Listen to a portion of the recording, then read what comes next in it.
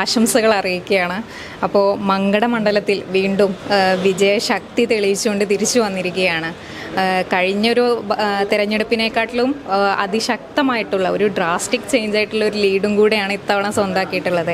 ഈ ഒരു അവസരത്തിൽ എന്താണ് മങ്കടയിലെ ജനങ്ങളോട് പറയാനുള്ളത്? ചരിത്രത്തിൽ ഇതുവരെ ഇല്ലാത്ത രീതിയിലുള്ള ഒരു ഭൂരിപക്ഷമാണ് ഈ പ്രാവശ്യം മങ്കടക്കാർ എനിക്ക് നൽകിയിട്ടുള്ളത്. ഒരു സംശയവും വേണ്ട. എൻ്റെ കഴിവിൻ്റെ പരമാവധി മുൻകാലങ്ങളിലൊക്കെ ഉണ്ടായ പോലെ തന്നെ അതിനേക്കാളും കൂടുതൽ ഞാൻ അവരുടെ കൂടെ അവരുടെ പ്രശ്നങ്ങൾ പരിഹരിക്കാനുണ്ടാവുമെന്നാണ് എനിക്ക് പറയാനുള്ളത്. ഈ വ്യത്യാസം ഇത്രയും വലിയ 46,000 വോട്ടിൻ്റെ ഭൂരിപക്ഷം എന്നൊക്കെ പറയുമ്പോൾ ഞാനൊരിക്കലും ഇതിനെ ആലോചിച്ചിരുന്നില്ല. ജനങ്ങൾ കൽപ്പിച്ചുകൂടി തന്നതാണ്. ഇവിടെ കക്ഷി രാഷ്ട്രീയത്തിന് അതീതമായി എല്ലാവരും കൂടി ഒരുമിച്ച് നിന്നതിൻ്റെ അടിസ്ഥാനത്തിലാണ് ഇത്രയും വലിയ ഭൂരിപക്ഷം ഉണ്ടായത്. ഇതുണ്ടാവാനുള്ള ഒരു പ്രധാനപ്പെട്ട കാരണം ഭരിക്കുന്ന ഈ സർക്കാരിനോടുള്ള വിരോധം തന്നെയാണ്. അഹങ്കാരവും ധാർഷ്ട്യവും അതുപോലെ തന്നെ അവർ തോന്നിയത് മാത്രം നടത്തുന്ന രീതിയിലേക്കായിരുന്നു സർക്കാർ പോയിരുന്നത്. അതിൻ്റെ പ്രതിഫലനമാണ് ഇത്രയും വലിയൊരു ഭൂരിപക്ഷം. ജനങ്ങൾ കക്ഷി രാഷ്ട്രീയത്തിന് അതീതമായി എല്ലാവരും ഒരുമിച്ച് നിന്ന് വോട്ട് ചെയ്തിട്ടുണ്ട്. ഞാൻ എല്ലാവരോടും കൃതജ്ഞത രേഖപ്പെടുത്തുകയാണ്. കഴിവിൻ്റെ പരമാവധി വെച്ച് എല്ലാവരും സഹായിക്കാൻ ഞാൻ ഉണ്ടാവുമെന്നാണ് എനിക്ക് പറയാനുള്ളത്. നമ്മൾ കഴിഞ്ഞ ഇപ്പോൾ ഇലക്ഷന് മുന്നേയുള്ള അഭിമുഖത്തിലൊക്കെ എന്താണ് മങ്കടക്കാർക്ക് നൽകാനുള്ളതെന്ന് ചോദിച്ചപ്പോൾ അതൊരു മാജിക്കാണ് എന്ന് പറഞ്ഞിട്ടുണ്ടായിരുന്നു. ആ മാജിക്ക് പൊട്ടിക്കാൻ സമയമായിട്ടുണ്ടോ? അല്ല, ഞാനിപ്പോൾ ഇത് ഉദ്ദേശിക്കുന്ന ആദ്യമായിട്ട് ഞങ്ങളോട് ചെയ്യാൻ പോകുന്ന കാര്യം നമ്മുടെ അങ്ങാടിപ്പുറം ബൈപ്പാസാണ്.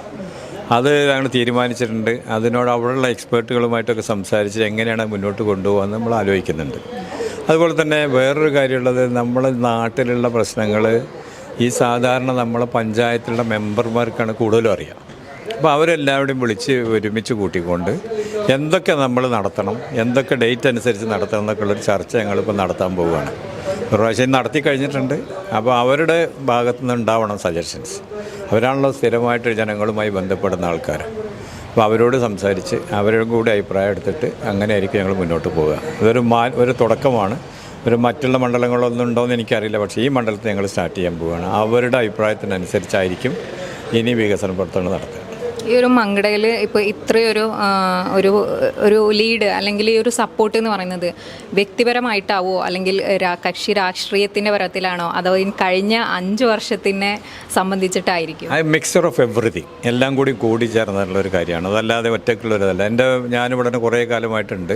ജനങ്ങൾക്ക് എന്നെ കൃത്യമായിട്ട് അറിയാം. അവരെന്തൊരാവശ്യത്തിന് ഏത് സമയത്തും എന്നെ ബന്ധപ്പെടാമെന്ന് അവർക്ക് അറിയുന്നതുകൊണ്ട് അതിൻ്റെ ഒരു ബന്ധം ഉണ്ട്. അത് കക്ഷി രാഷ്ട്രീയത്തിന് ആദ്യമായി എല്ലാവരും വോട്ട് ചെയ്യും. പിന്നെ ഈ ഭരിക്കുന്ന ഈ ഗവൺമെൻറ്റിനുള്ള ദേഷ്യം, അതാണ് പ്രധാനമായിട്ടും. അവരുടെ ബോർഡുകൾ കണ്ടിട്ടില്ല നിങ്ങൾ? LDF അല്ലാതെ മറ്റാരുണ്ടെന്ന് ഇപ്പം ആരുണ്ടെന്ന് തെളിയിച്ചില്ലേ? ജനങ്ങൾ അന്ന് ആ ബോർഡ് കണ്ടെന്ന് തീരുമാനിച്ചാണ് ഇവർക്കൊരു ഇത് ശിക്ഷ നൽകണം. അതിൻ്റെ അടിസ്ഥാനത്തിലാണ് ചരിത്രത്തിൽ ഇല്ലാത്ത രീതിയിൽ ഈ CPM എന്ന പാർട്ടി അത് പതിച്ചത്. 32 സീറ്റ് എന്നൊക്കെ പറഞ്ഞിട്ടുണ്ടെങ്കിൽ നമുക്ക് ആലോചിക്കാൻ പോലും പറ്റില്ല.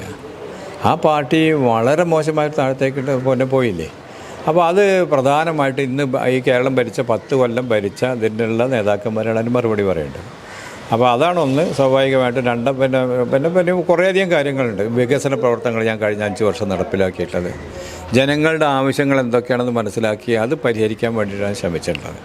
അപ്പോൾ അതൊരു വലിയ കാര്യം തന്നെയാണ് വികസന പ്രവർത്തനങ്ങൾ. അപ്പോൾ എല്ലാം mixer of everything. Kerala UDF തൂക്കി എന്നാണ് പറയുന്നത്. കേരളം UDF തൂത്തുവാരി തന്നെയല്ലേ? എത്ര മണ്ഡലത്തിൽ അല്ല, എത്ര ജില്ലകളിലാണ് പ്രതിപക്ഷം തന്നെ ഇല്ലാത്തത്?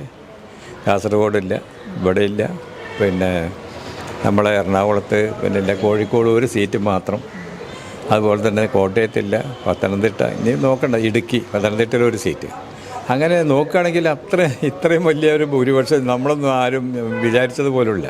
100 കിട്ടും, 100ൻ്റെ മുകളിൽ കിട്ടും എന്നൊക്കെ ഞങ്ങൾ പറഞ്ഞിട്ടുണ്ടെങ്കിൽ തന്നെ ക്ലീൻ സ്വീപ്പായിരിക്കും എന്നിങ്ങനെ നമ്മൾ ആലോചിച്ചിട്ട് പോലുമില്ല. അതുകൊണ്ട് അതിഗംഭീരമായി. മങ്കടയ്ക്കൊരു മന്ത്രിയെ നമുക്ക് പ്രതീക്ഷിക്കാമോ? മങ്കടയ്ക്ക് മന്ത്രി മുമ്പ് മങ്കടയ്ക്ക് കിട്ടിയിട്ടില്ല ഇതുവരെ. മുൻകാലങ്ങളിൽ മങ്കടയ്ക്ക് മന്ത്രിയെ കിട്ടിയിട്ടില്ല, അത് ശരിയാണ്. പക്ഷേ പെരുന്തോണ്ടം കിട്ടി. ഞാൻ മന്ത്രി ആയതാണ് മുമ്പേ. അപ്പം ഞാനതിനെ പറ്റി ഒരു അഭിപ്രായം ഇപ്പോൾ പറയുന്നില്ല. അന്നും ഞാൻ പറഞ്ഞിട്ടില്ല. എന്നോട് മന്ത്രിയാകാൻ പറഞ്ഞു, ഞാൻ പോയി മന്ത്രിയായി. അപ്പോൾ അതാണ് എനിക്ക് പറയാനുള്ളത്. കിട്ടാതിരിക്കുക, അതുകൊണ്ടൊന്നും it doesn't make any difference. ജനങ്ങളെ കൂടെ നിൽക്കുക, അവരെ കാര്യങ്ങൾ നടക്കുക, അതാണ് നമുക്ക്. അത്യാധുനിക സാങ്കേതിക വിദ്യയും പ്രതീക്ഷയും വലിയ സ്വപ്നങ്ങളെ സാധ്യമാക്കും. ഞങ്ങൾ കൂടെയുണ്ട് നിങ്ങളുടെ കുഞ്ഞു വലിയ സ്വപ്നത്തിനായി.